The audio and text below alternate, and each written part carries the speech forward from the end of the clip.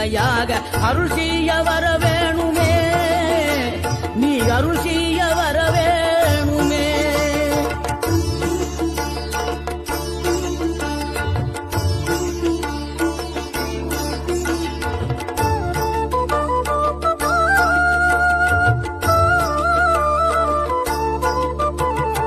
இகழ்தலையும் புகழ்தலையும் ஒரு முகமாய் கருதும்படி செவி உரைத்த முத்து குமரன், நீ வறுமையையும் வளமையையும் சமநிலையாய் உணரும்படி மதி கொடுத்த செல்வ குமரன்.